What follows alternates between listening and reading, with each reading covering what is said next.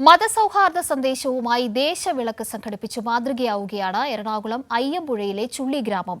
ഇവിടെ വിവിധ മതസ്ഥർ ഒരുമിച്ച് ചേർന്നാണ് ദേശവിളക്ക് ദേശമഹോത്സവമായി ആഘോഷിച്ചത്.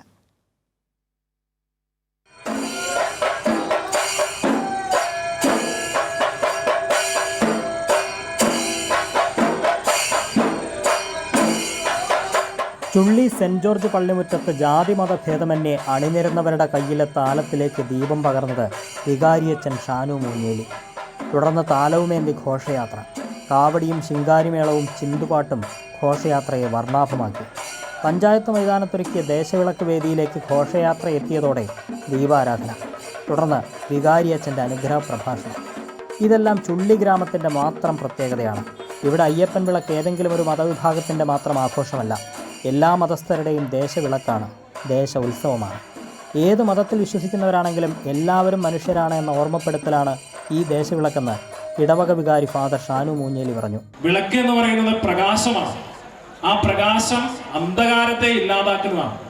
അപ്പോൾ എവിടെയൊക്കെ അന്ധകാരമുണ്ടോ അവിടെയൊക്കെ പ്രകാശമായിട്ട് ചുള്ളി ഈ നാടിൻ്റെ വ്യക്തികളെ കടന്നു ചെല്ലണമെന്ന് ഞാൻ ഓർമ്മിപ്പിക്കുകയാണ്.